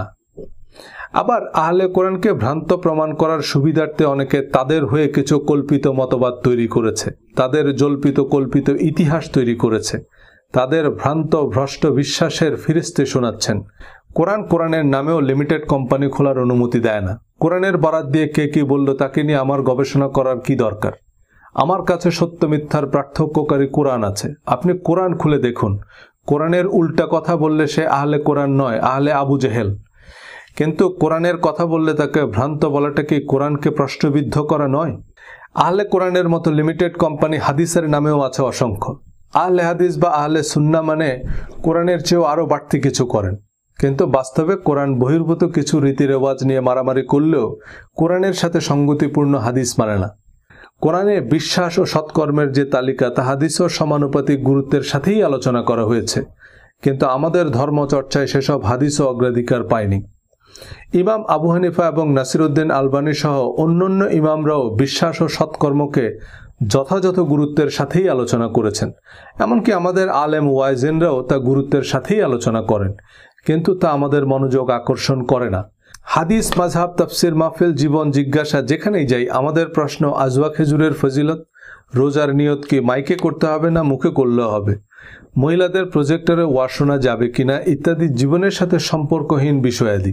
একজন কৃষক জানে যত তাড়াতাড়ি সে আগাছা চিহ্নিত করে তা উপড়ে ফেলতে পারবে ততই তা তার জন্য সাশ্রয়ী। কারণ আগাছা তার সার, সেচ, পরিচর্যায় ভাগ বসায় কিন্তু কোনো ফল দেয় না। শস্যের চেয়ে আগাছা আলাদা করতে এবং তা উপড়ে ফেলতে কৃষক বিশেষ ধরনের নিড়ানি ব্যবহার করে। ধর্মের আগাছা তুলতে সে অব্যর্থ নিড়ানি হচ্ছে কোরআন। আপনি তামাম জাহান ঘুরে যত সোনাদানাই সংগ্রহ করেন, দিন শেষে কোষ্ঠী পাথর হচ্ছে কোরআন। কোরআন বলবে সে সোনা আসল না নকল, 22 ক্যারেট না 24 ক্যারেট। অনেকে দাবি করেন আরবি ভাষা ব্যাকরণ না বুঝলে কোরআন যথাযথভাবে বোঝা সম্ভব নয়। ভালো কথা, তো সেই আরবি ভাষা ব্যাকরণ জানা আন্তর্জাতিক খ্যাতিসম্পন্ন মুফাসসিরে কোরআন আরবি তেলাওয়াত করে অতঃপর বাংলাতে তর্জমা করেই বোঝাবেন এবং আপনি শেষ পর্যন্ত ওই বাংলাটুকুই বুঝবেন। কোরআনের প্রসিদ্ধ অনুবাদ আরবি ভাষা ব্যাকরণ আনুষঙ্গিক বিষয়াদি জানা আলেমরাই করেছে। ইসলামিক ফাউন্ডেশনের কোরআন অনুবাদ ডক্টর মোহাম্মদ শহীদুল্লাহর মতো ভাষাবিদ, আল্লামা কাশগরির মতো বিজ্ঞ আলেমদের সমন্বয়ে গঠিত কমিটি করেছে। ইংরেজি অনুবাদে বাজেট আরও বেশি, কিন্তু এক একজন এক এক রকম তাফসির, শানে নজুল, ইতিহাস যোগ করে সোজা জিনিসকে উল্টো বোঝাবে। সেটা না বুঝলে আবার মুরতাদ। কোরআন অনুযায়ী অভিজাত সুন্দর পোশাকই ইসলামী পোশাক। আল্লাহ বলেছেন, হে নবী আপনি বলুন, কি হারাম করেছে আল্লাহর সৌন্দর্য উপকরণ যা তিনি তার বান্দাদের জন্য সৃষ্টি করেছেন। আল্লাহ নবীকে বলতে বলেছেন, আর মুমিন নারীদেরকে বলো তারা যেন তাদের দৃষ্টি সংযত রাখে এবং তাদের প্রাইভেট পার্ট আবৃত রাখে। একই শব্দ, একই কথা পুরুষদের জন্য। মুমিন পুরুষদের বলো তারা যেন তাদের দৃষ্টি সংযত রাখে আর প্রাইভেট পার্ট আবৃত রাখে। এর অতিরিক্ত মহিলাদের ওড়না দিয়ে বুক ঢেকে রাখতে বলা হয়েছে আর একটা চাদর ঝুলিয়ে দিতে বলা হয়েছে আভিজাত্যের প্রতীক হিসাবে, যাতে তাদের অ্যাবিউজড করা না হয়। সূরা আহজাবে আল্লাহ বলেছেন এটা উত্তম যাতে তাদের চেনা যাবে যে তারা অভিজাত এবং স্বাধীন মহিলা, যাতে তারা অ্যাবিউজড বা বৈষম্যের শিকার হবে না। কিন্তু মাথাকে প্রাইভেট পার্ট বানানো, ওড়নাকে হিজাব আর চাদরকে নিকাব বানানোর জন্য দুনিয়ার তাফসির জড়ো করছি। কিন্তু এর আগের আয়াতে আল্লাহ বলেছেন, আর যারা মুমিন নরনারীকে তাদের কৃত কোনো অন্যায় ছাড়াই কষ্ট দেয়, নিশ্চয়ই তারা বহন করবে অপবাদ ও সুস্পষ্ট পাপ। এই দুই আয়াতের মধ্যেই কোনটা পাপ আর কোনটা সাধারণ সামাজিক গাইডলাইন, এটা বুঝতে কি আপনার আল আজহার ইউনিভার্সিটিতে পড়া লাগবে? কিন্তু পোশাক নিয়ে কোরআনের বক্তব্য তুলে ধরায় অনেক ধর্মপ্রাণ মানুষ অকথ্য ভাষায় গালাগাল করলেন, হত্যার হুমকিও দিয়েছেন। আমি কোরআনের কথাই বলেছি, আপনার বাড়ির কোরআন খুলে দেখুন, ভুল বললে রেফারেন্স সহ কমেন্ট করুন। খ্রিস্টানদের ক্রুশে যে যিশুর মূর্তি আছে তাতে যিশুর দাড়ি আছে। তার মানে দাড়ি যদি কোনো নির্দিষ্ট ধর্মের প্রতীক হয় তবে সবার আগে তা খ্রিস্ট ধর্মের প্রতীক। দাড়ির হাদিসগুলো পরস্পর বিরোধী। মুশরিকদের বিরোধিতা করো, দাড়ি বড় করো, গোপ ছোট করো। মুশরিকদেরও দাড়ি ছিল, তো দাড়ি রাখলে মুশরিকদের বিরোধিতা হয় কি করে? দাড়ি, বোরখার ভিডিও এবং ইসলামী পোশাক অধ্যায়ে বিস্তারিত রেফারেন্স সহ আলোচনা করেছি। কোরআন যেসব জিনিসকে হারাম বা ফরজ করেছে সে সম্পর্কে স্পষ্ট করেই হুররিমাত আলাইকুম, তোমাদের উপর হারাম করা হয়েছে, বা সুদকে হারাম করা হয়েছে, তোমাদের উপর রোজাকে ফরজ করা হয়েছে, তোমাদের জন্য হালাল করা হয়েছে, এমন শব্দ ব্যবহৃত হয়েছে। এছাড়া যেগুলো শাস্তিযোগ্য অপরাধ সেখানে পাপ কাজ, শয়তানের কাজ, শাস্তি, দুঃসংবাদ, জ্বলন্ত অগ্নিকুণ্ডে নিক্ষেপ করা এই জাতীয় শব্দ ব্যবহার করা হয়েছে। কিন্তু কোরআনের 3 চিমটি লবণের রেসিপিকে 3 কেজি লবণে পরিণত করে যে শরবত আমরা বানিয়েছি তা আমরাই গিলতে পারছি না। ভিন্ন ধর্মাবলম্বীদের সম্পর্কে কোরআন অধ্যায়ের আলোচনা মূলত সংশ্লিষ্ট ধর্মাবলম্বীদের উদ্দেশ্যে।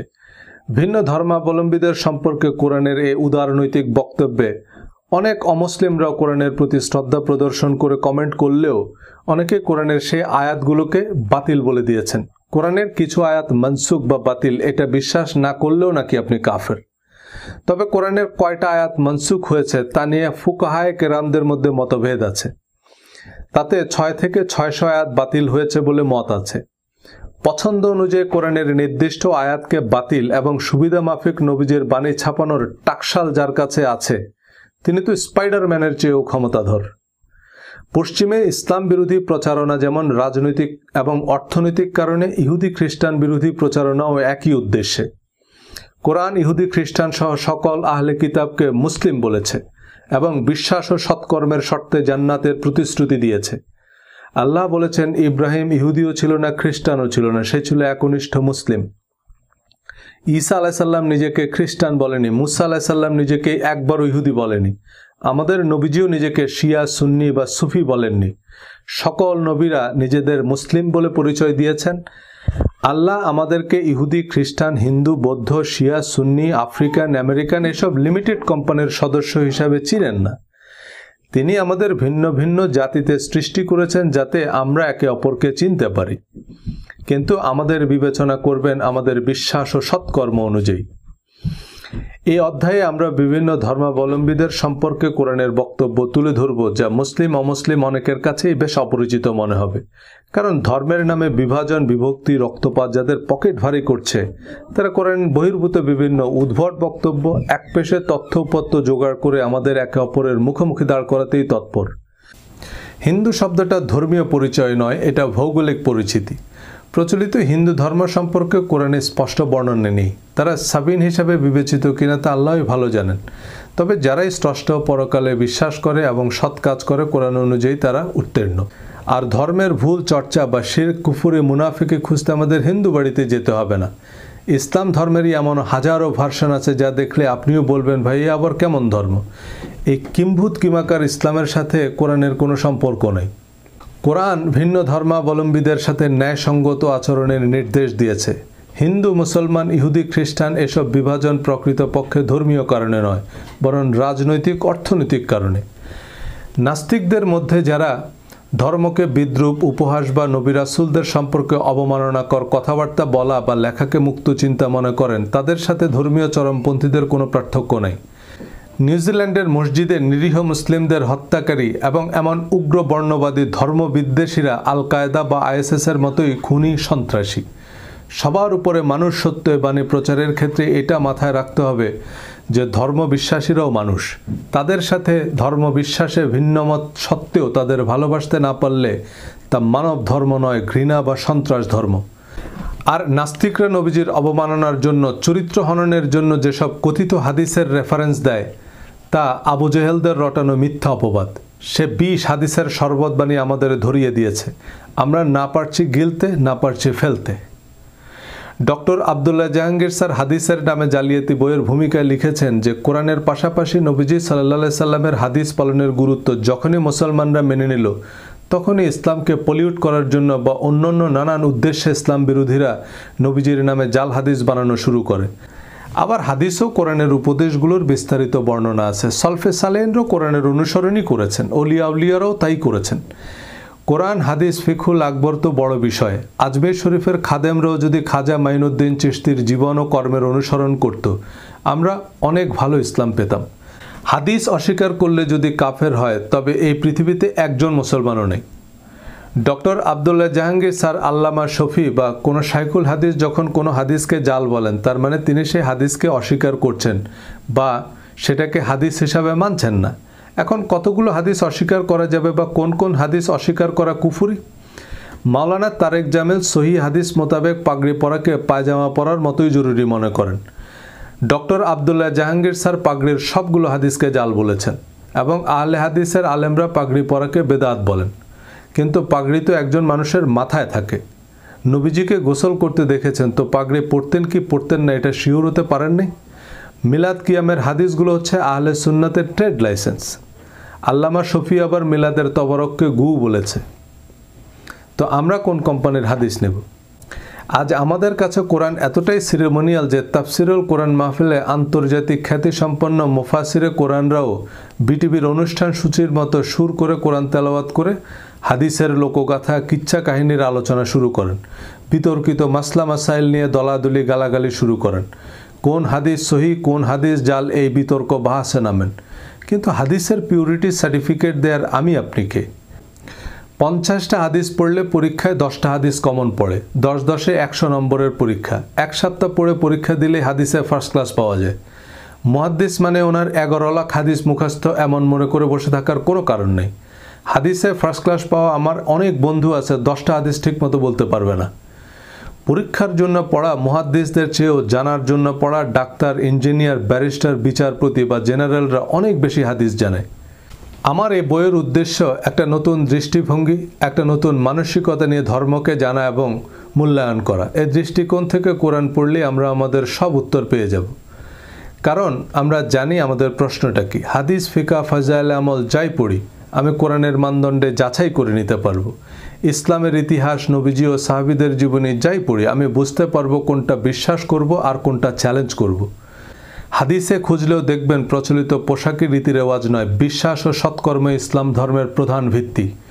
বিশ্বাস ও সৎকর্মই নবীজির প্রকৃত সুন্নাহ।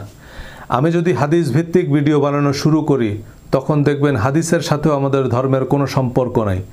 নবীর সুন্নাহ কি বলার কথা, কি বলছি অধ্যায়ে বিস্তারিত আলোচনা করেছি। বিকৃত ধর্ম সমাজে এমনভাবে প্রতিষ্ঠিত হয়েছে যে আসল ধর্ম চলে গেছে নিভৃতে। হাদিসকে কোরআনের মতো শরিয়ার উৎস বানানো শিয়া সুন্নি সহ অসংখ্য দল উপদলে বিভক্তির অন্যতম কারণ নবীজি সাল্লাল্লাহু আলাইহি সাল্লামের বিদায় হজ ও গাদিরে খুমের ভাষণ। বিদায় হজ্জের ভাষণে নবীজি সাল্লাল্লাহু আলাইহি সাল্লাম বলেছেন, আমি তোমাদের জন্য দুটি জিনিস রেখে যাচ্ছি, দুটি জিনিস আঁকড়ে ধরলে তোমরা পথভ্রষ্ট হবে না। একটি হচ্ছে আল্লাহর কিতাব, আরেকটি হচ্ছে আমার সুন্নাহ বা হাদিস। ধর্মপ্রাণ মুসলমান ও মাদ্রাসার ছাত্ররা এই হাদিস জাতীয় সঙ্গীতের চেয়েও বেশিবার শুনেছেন।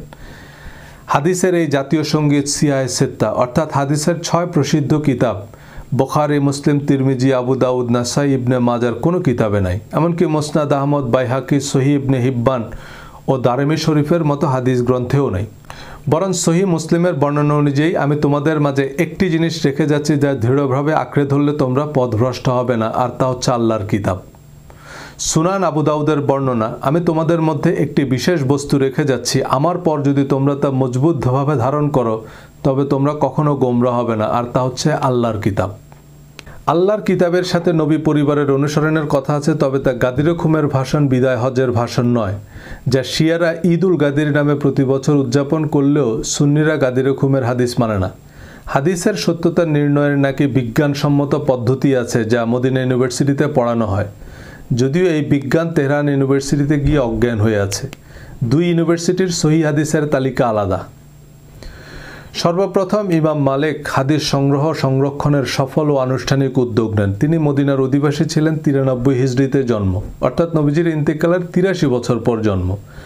তিনি প্রায় 1 লক্ষ হাদিস সংগ্রহ করেছেন। এই 1 লক্ষ হাদিস থেকে যাচাই বাছাই করে 1800 হাদিস মুয়াত্তায় স্থান দিয়েছেন। বাকি 98,000 হাদিসকে তার মিথ্যা ও বানোয়াট মনে হয়েছে। নবীজির ইন্তেকালের প্রথম শতকেই সাহাবী তাবেঈদের যুগে খোদ মদিনাতেই যদি 1800 হাদিসের বিপরীতে লক্ষাধিক বানোয়াট কথা রটতে পারে, সলফে সালেহিনরাই রটাতে পারে, তো 1500 বছর পর ঢাকা বা নিউ ইয়র্কের অবস্থা কি হতে পারে? হিজরি 80 সালে জন্মগ্রহণকারী সর্বকালের অন্যতম শ্রেষ্ঠ ইসলামিক স্কলার ইমাম আজম আবু হানিফা বয়সে ইমাম মালিকের 13 বছরের বড়। সমসাময়িক কালের মানুষ হলেও হাদিসের গ্রহণযোগ্যতা নিয়ে এই দুইজন জগৎ বিখ্যাত ইসলামী পণ্ডিতের দ্বিমত স্পষ্ট। এই দ্বিমতের কারণেই হানাফি ও মালিকি দুটি ভিন্ন সুন্নি মাযহাবের সৃষ্টি হয় ইসলামের প্রথম শতকেই। ইমাম আহমদ ইবনে হাম্বল ইমাম আবু হানিফা ইমাম মালিকের ছাত্র ছিলেন, কিন্তু তার সংকলিত মুসনাদ আহমদ ইবনে হাম্বলে প্রকাশনী ভেদে 27,000 থেকে 40,000 হাদিস আছে, যার অন্তত 80% হাদিস ইমাম মালিক ও ইমাম আবু হানিফা হাদিস বলেই গণ্য করেননি। ইমাম শাফি ও ইমাম মালিকের ছাত্র ছিলেন, কিন্তু বলা বাহুল্য তার সহিহ হাদিসের তালিকা তার সমসাময়িক কালে 3 জন জগৎশ্রেষ্ঠ ইমামের চেয়ে ভিন্ন ছিল। এই প্রধান 4টি মাযহাব ছাড়াও অসংখ্য ক্ষুদ্র ও মাঝারি লিমিটেড কোম্পানি আছে ইসলামে, যার পুঁজি এ হাদিস সহিহ, এ হাদিস জাল। একই সময়ে একই পদ্ধতিতে সহিহ হাদিসের গ্রন্থ প্রণয়নের উদ্যোগ নেন সর্বকালের অন্যতম সেরা 2 মুহাদ্দিস ইমাম বুখারী ও তার ছাত্র ইমাম মুসলিম। কেবলমাত্র সহিহ হাদিসের সংকলন বিধায় বুখারী ও মুসলিম শরীফের শুরুতে সহিহ শব্দটা জুড়ে দেওয়া হয়। সহিহ মুসলিমে প্রায় 12,000 হাদিস আছে, যাতে 4,000 ইউনিক হাদিস। বুখারী শরীফে 7,000 হাদিস থেকে পুনরাবৃত্তি বাদ দিলে ইউনিক হাদিস আছে 2230টি। ইমাম মুসলিম প্রায় 600 রাবির হাদিস গ্রহণ করেছেন, যাদের ইমাম বুখারী বিশ্বস্ত বলে গণ্য করেননি। ইমাম বুখারীর হাদিসের সত্যতা যাচাইয়ের যে পদ্ধতি ছিল তা ছিল মূলত ইস্তেখারা বা ধ্যান। ধ্যান বা স্বপ্নযোগে প্রাপ্ত সিদ্ধান্ত কি বিজ্ঞানসম্মত বা গ্রহণযোগ্য এভিডেন্স? ধ্যান বা স্বপ্নের বৈজ্ঞানিক ব্যাখ্যা থাকতে পারে, কিন্তু কারো স্বপ্নে দেখা সাক্ষ্যের উপর কোনো বিচারিক সিদ্ধান্ত নেওয়া যায়?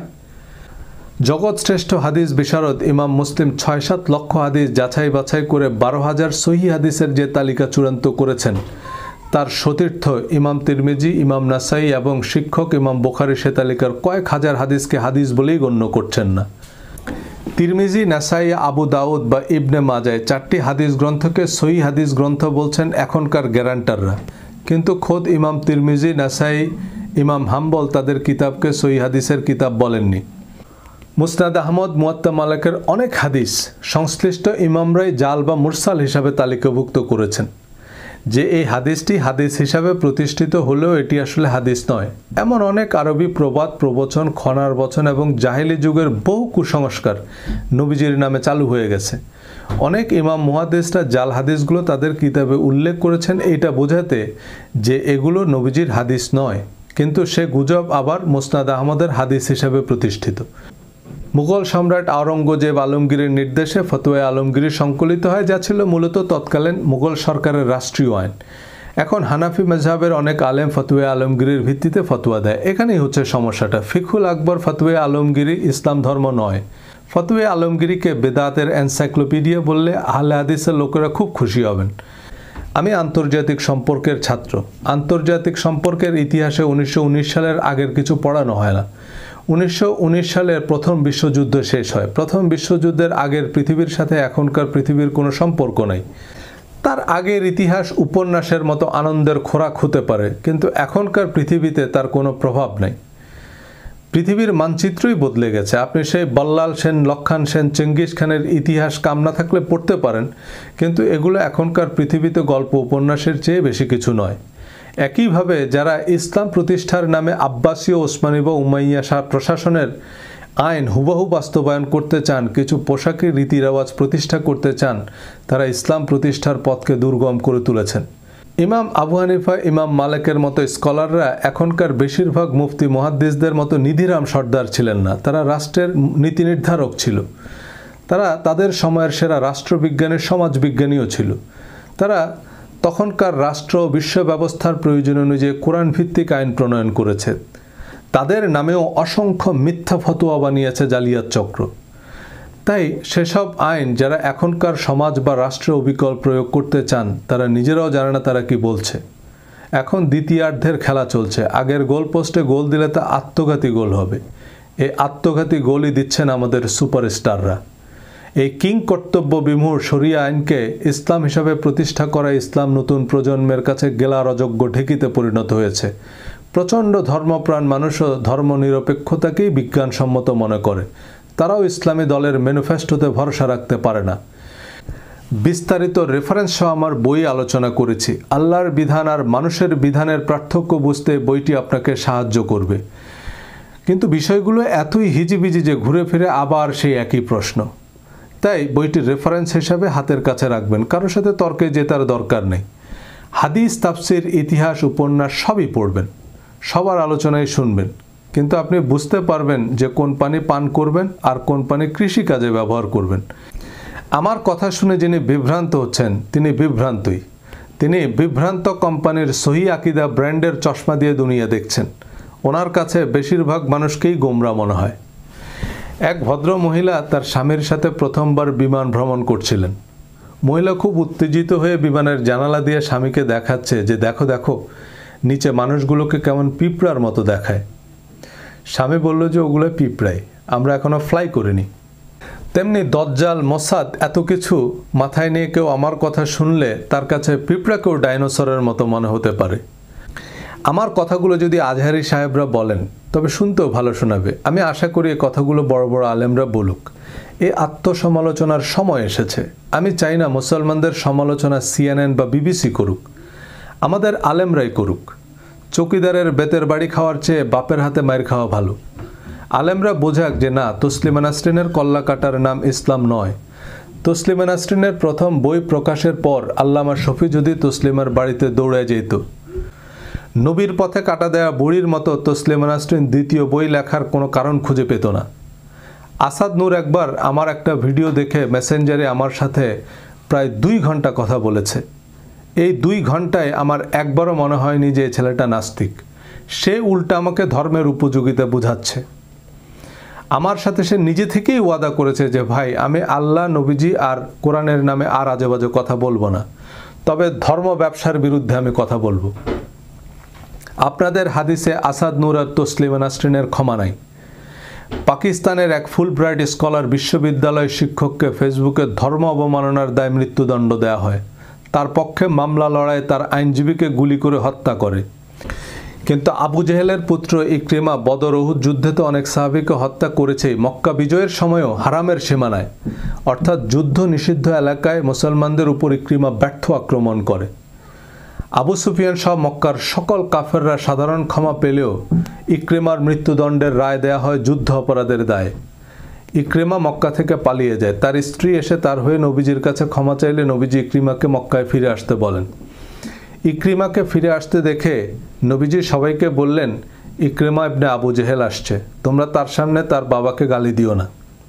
হযরত ইকরিমা রাদিয়াল্লাহু তাআলা আনহু নবীজির এই অবিশ্বাস্য ক্ষমায় অভিভূত হয়ে বললেন, ইয়া রাসূলুল্লাহ, আমি ওয়াদা করছি ইসলামের বিরুদ্ধে আমি যত শক্তি আর অর্থ ব্যয় করেছি, ইসলামের প্রতিষ্ঠায় আমি তার দ্বিগুণ করব। রোমান সাম্রাজ্যের বিরুদ্ধে ইয়ারমুকের মহাযুদ্ধে সেনাপতি খালেদ বিন ওয়ালিদ যখন পিছু হাঁটার সিদ্ধান্ত নিলেন, হযরত ইকরিমা বললেন, আল্লাহ রাসূলের সাথে আমার কিছু ওয়াদা আছে। সেনাপতি খালেদ বিন ওয়ালিদের হুঁশিয়ারি অগ্রাহ্য করে হযরত ইকরিমা দুর্ধর্ষ রোমান সৈন্যদের দুর্ভেদ্য চক্র ভেদ করেন। অতিমানবের মতো লড়াই করে প্রতাপশালী রোমানদের বিরুদ্ধে মুসলমানদের জিতিয়েছেন হযরত ইকরিমা ইবনে আবু জেহেল। ইকরিমার মতো ২০ বৃক্ষকে যিনি দেবদূতে পরিণত করতে পারেন, পৃথিবীর ইতিহাসে তার চেয়ে শক্তিমান নেতা আর কে? ভিন্ন মত সত্ত্বেও তাদের মঙ্গল কামনা করতে পারাই সৎকর্ম। ইকরিমার মতো জঘন্য যুদ্ধাপরাধীকে নিঃশর্ত ক্ষমা ও উপযুক্ত মর্যাদা দিতে পারাই নবীর সুন্নাহ। এই বিশ্বাস ও সৎকর্মের দুর্গম গিরিপথ অতিক্রম করতে আল্লাহ আমাদের সহায় হন এবং আমাদের সৌভাগ্যবানদের অন্তর্ভুক্ত করুন। সবাইকে ধন্যবাদ। আসসালামু আলাইকুম।